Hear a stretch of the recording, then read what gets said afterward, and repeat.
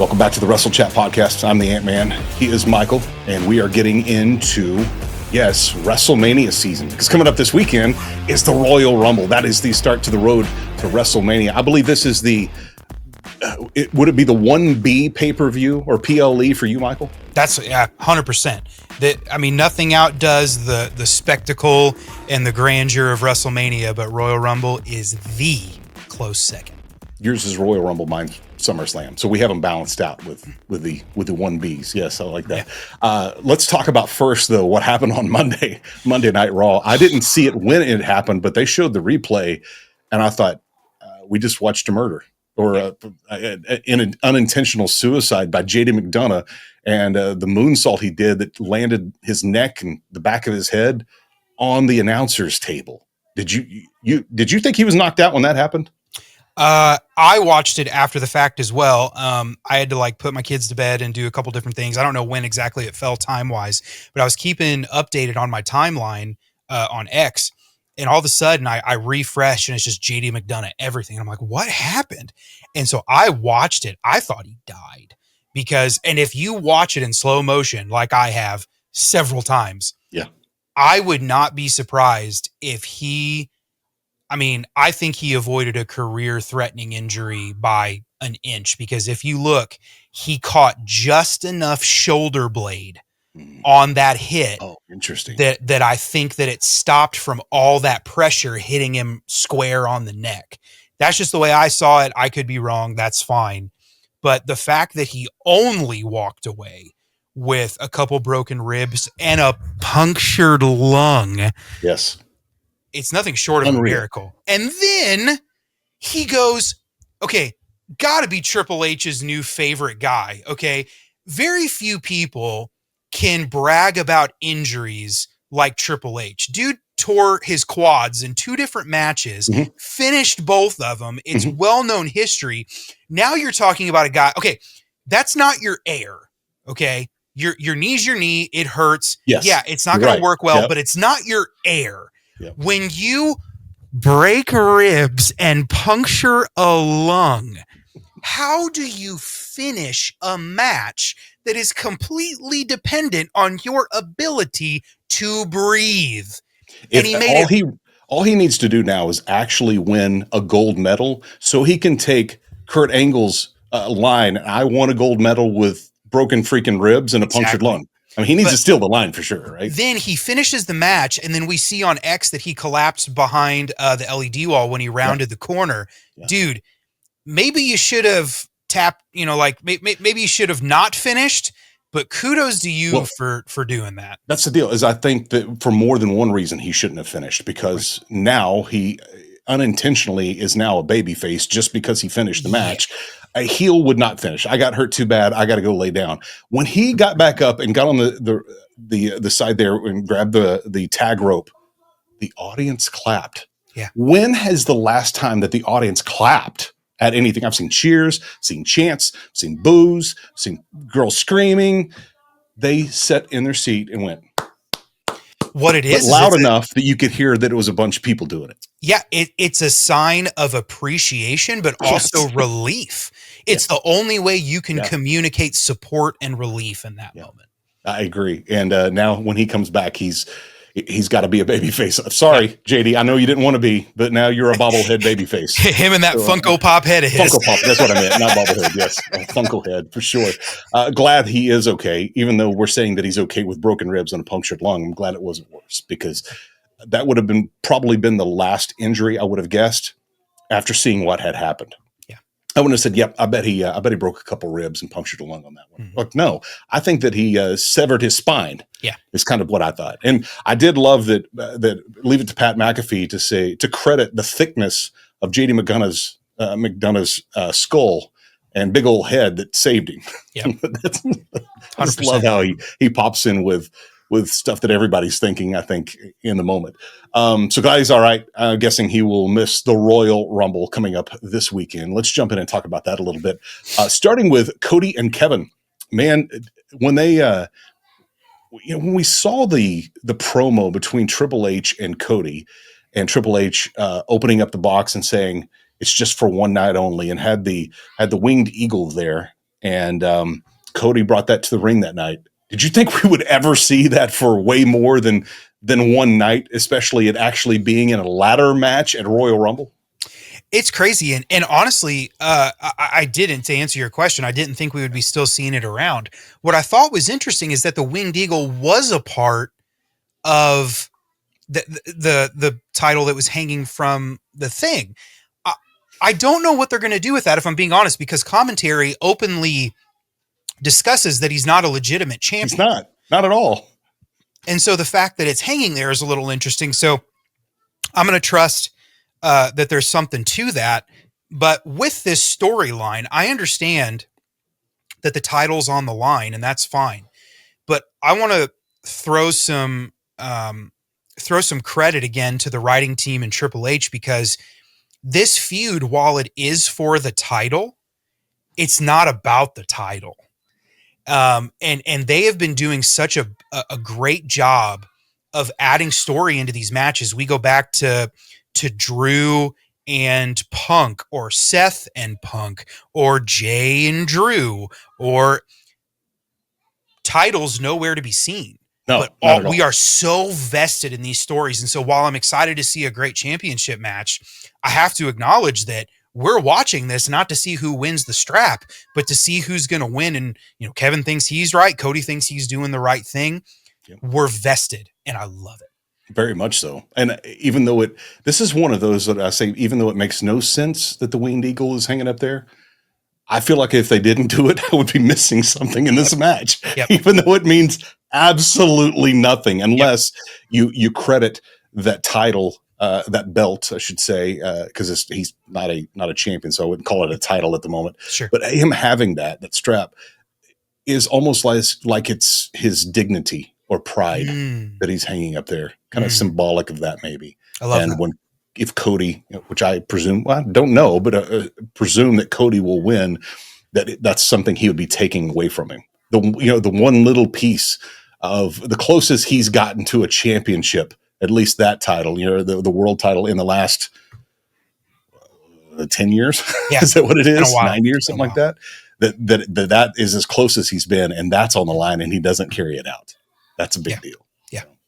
Then we go over to DIY versus the Motor City Machine Guns. I'll be honest. I feel like we've talked about them before here on this podcast, the Motor City Machine Guns, and how well they have just fit in.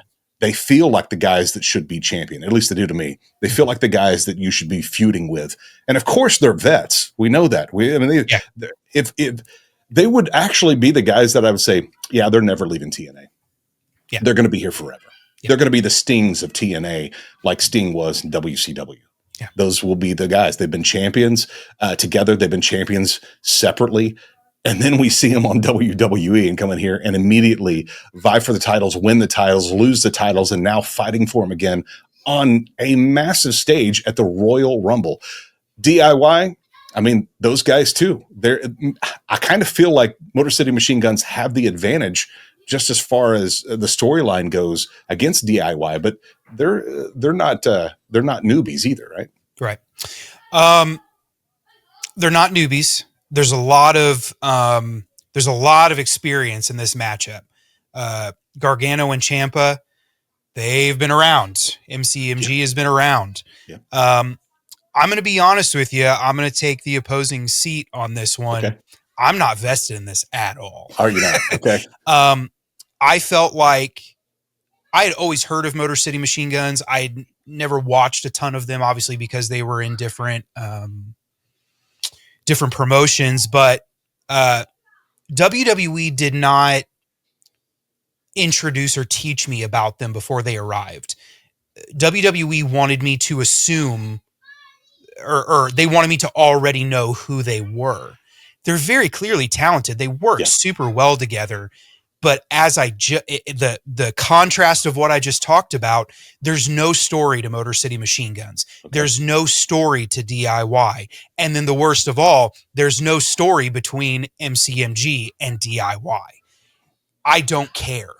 And that's no fault of any of the guys. I love all of their work individually and collectively. I think from a writing perspective, we're just filling time and it's not doing anything for me. I think it was Friday night. There might have been a promo between DIY, maybe between themselves and somebody else. I don't remember, but it was a cookie cutter promo. It was they don't know who they're messing with because we're DIY and blah, blah, blah. And it was the 1990 Rocky Maivia promo. And you know how many times I've gone off on the Rocky Maivia promo. And it's not interesting to me. And so I think in time, those stories will develop in the tag division over there. But right now, that's going to be replenishing my snacks for me. And I hope that they give me something that I'm going to regret maybe missing. So. Sure. And, they always say, I've always heard this being said, that wrestling should be a smorgasbord. And so as you're making your smorgasbord, your snack plate, I would say that if WWE is holistically about storytelling, AEW is about wrestling. In the Royal Rumble, this is the AEW section of the show. Yeah. This is the part about the wrestling and not necessarily the story. So we'll see how that goes. I have no doubt that it's going to be a banger on that tag team match. I really like Motor City Machine Guns. And the matches that I've seen from them, I'm like, yeah, these guys definitely know what they're doing. Yeah, I think you're right. Talented. If they get a story, this could be really, really good. Unstoppable. Yeah. Unstoppable. Women's Royal Rumble match.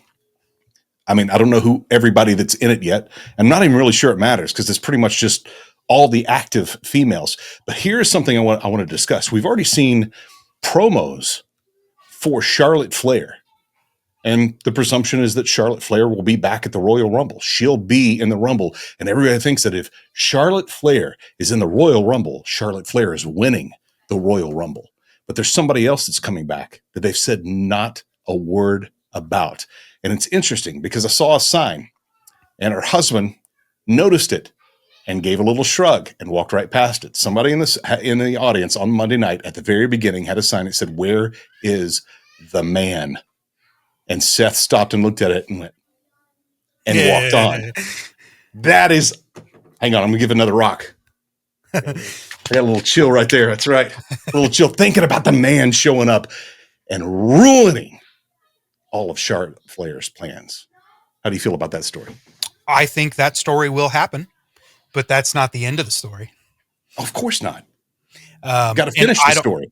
Well, no, and I don't. And what I mean by that is, I don't think that's the way. I don't think either one of them win the Rumble.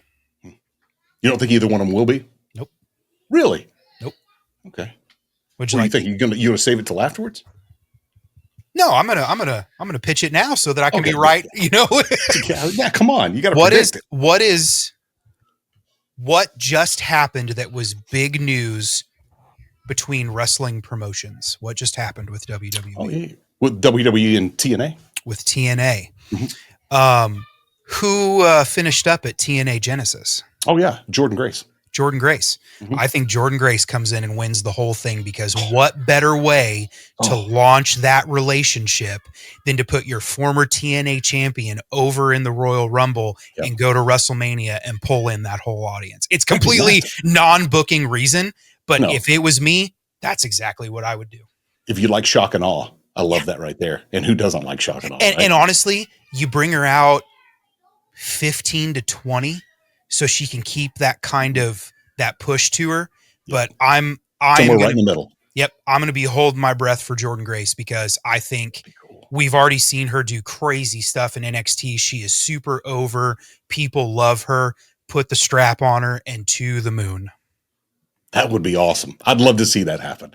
We got the men's Royal Rumble match, and this one is the one that, I mean, everybody's saying that they're going to be the one that wins. It's going to be Seth Rollins or it's going to be Logan Paul. I don't think it's time for Logan Paul yet. I think and I don't even say that this guy is the guy who would win, but I would think if we're going to get a surprise, and if any time is the time to do the surprise, it'd be now for Brock Lesnar. I think so. I would rather just quit life than see Brock Lesnar in another WrestleMania main event. Agreed. And it's not because I don't like him. It has nothing to do. I love Brock. I would much rather see him in a story like he did with Cody last year than I would see him. He doesn't need the title. He doesn't need it. So don't put him in the match. Brock Lesnar would be a great addition to the Royal Rumble. In terms of who's winning, dude, I thought all day about this episode. And when you sent the run of show, I was like, man, who do I think is going to win the Royal Rumble? Dude, I don't know. Because for the first time in what feels like forever, at any point in time, I don't know who might win the Royal Rumble. Because you always know there's your Roman, there's your Randy, there's your, there's your Seth, there's Punk this time around. Dude, any one of them. I go, Punk, he's never main evented WrestleMania, and you know that he's running out of time. Punk wants to main event WrestleMania. Drew has taken way too many losses. Dude needs a win, and the last time he won the Rumble, I think, was in COVID. He needs the redo. You have Seth that's been trying to get back on the horse after getting healthy, being out after his title run. You have Jay, who's the hottest babyface on the planet right now. I don't know. Thinking about this, could Brock be the Paul Heyman favor that CM Punk cashes in? A house cleaner. I love it. Could be something like that, maybe. I think that'd be great. I think it'd be weird to see Brock go into business for somebody else. Yeah. But I wouldn't hate it. Not when it's with Paul pulling the strings. Maybe it's just that he doesn't eliminate CM Punk. Maybe that's all it is. Throw anybody else out but me. That's all I want. That's all I want from you. I want there to be more intrigue. Like, let's take that and run it all the way to the end. Let's say Punk and Brock get all the way to the end. Brock's done some stuff to maybe help Punk, but maybe not. And they're just staring at each other. And Brock just gets a big old grin on his face, steps over the top rope on his own accord, on the floor, jumps down to the floor, and just walks off. Yep. And it leave, and you know that half the audience is going to love it, half the people are going to hate it with a 100%. Passion. But I'm sitting there going, yes, something I haven't seen before. Bingo. And here's the deal: they brought it back up on Monday. That particular comment with Jackie Redmond that Punk made. She asked him about the favor, and they brought that segment back up on purpose. Makes me think that something, that favor being the something, is cashed in here for the Royal Rumble this week. Wait, I changed my mind. I want the favor to be done by Curtis Axel because he's also a Paul Heyman guy. Okay, got Curtis Axel. Much more believable. Yes. What favor is that?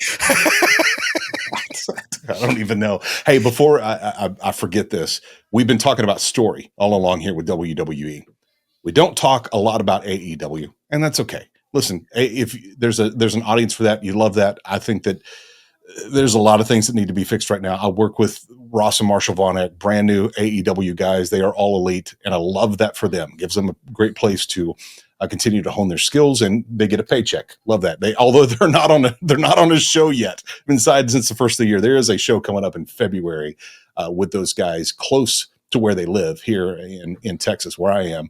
And so hopefully they're on that. I don't know how you go to Texas and not have the Von Erichs on it. So hopefully that happens.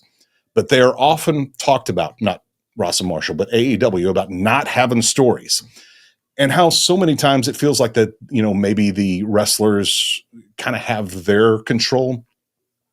We've talked about this particular thing before, this particular wrestler, and that is Toni Storm. Michael, I don't know if you saw what happened with her this week on AEW. So she reverted back back to her old character, really as like a rookie is how she kind of positioned herself. And this Wednesday, it all came to fruition that was all an act, and it was the role that she had been playing for the last couple of months, and she went back into timeless Toni Storm.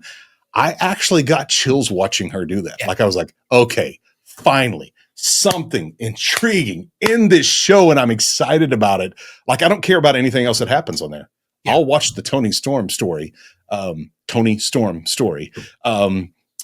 until that thing ends, as long as whoever is in control of that, whether it be Tony or whatever, till it runs to the end. I am all about that, and just doing an absolutely fantastic job. In the height of this story, it is the best. In the height of this arc, this is the best story in women's wrestling of probably last year and maybe even this year. She did her promo work as timeless Toni Storm. incredible. And so I completely echo everything you've said. They structure their shows that it's about the wrestling. That's great. There's an audience for that. But for me, I need the story, and she's been one of the only few bright glimmers in an otherwise kind of storyless show. And that's okay. I'm not saying that's a bad thing. Some people want the more fast-paced, action-driven wrestling. I want, a healthy mixture of story and action. So, but I completely agree. Yeah. I think that it's the balance of both that make it really, really good. There is one possible story that didn't happen in the ring and it's been happening outside of the ring, is the feud between Tony Khan and Britt Baker. I wonder if that has any bearing on what happens at the Royal Rumble too. And I kind of wonder what kind of reaction Britt would have if she did show up in the Women's Royal Rumble. I don't know. By the way, I really like her too. To my knowledge, I think the general populace likes her as well. I don't think she's done anything to turn people against her. But unfortunately, it is just kind of more fuel on the fire of some things that are happening over there where it seems like a lot of people are ill content, if you will. Yeah. We don't know. We're not behind the scenes. We don't know what's going on. It's he said, she said, it's all this type of stuff. But in whatever situation, she is an asset to whatever company has her. Yeah. And I would implore whatever company that does have her to use her, because she's very, very good at what she does. There was a good story at one time with her and Adam Cole and Chris Jericho and whatever that just ended. It just literally went away the next week. Yep. Nothing ever happened again with it. We talked about it the week before, and we had a pretty long segment talking about that story at the time on this show. Yep. And it got rave reviews from us, and then just poof, was gone. When are we bringing that? Oh, did y'all forget? Oh yeah, I forgot about that story. It just never came back up. It's just so silly. There's some good stuff. Last thing we'll talk about here is TNA and WWE. I went to Genesis in Dallas a couple of Sundays ago, and I will say that we've been to WrestleMania, we've done SummerSlams, we've done we've done AEW shows, we've done NXT, we've done all this stuff, and been to them live. I will say though, I had one of the best times just in an overall experience at the TNA Genesis show. That's awesome, man. It was just like I didn't know most of the storylines. It's hard to get. I mean, can you tell me where you can watch it? Yeah.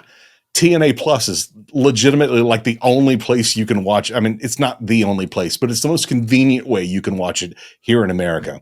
And I'll be honest, I bought it for a year. I'm interested. I'm invested now. I went to that show not knowing any of the storylines really.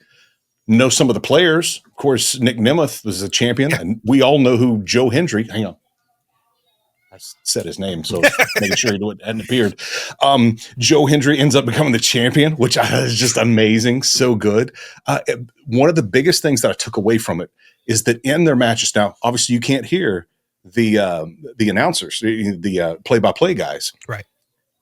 But they gave time to everything. I understood what was going on just because they gave time to the stories that were happening in the ring. There was no doubt that everybody absolutely hates Tessa Blanchard. Yeah. And everybody absolutely loves Jordynne Grace. Yeah.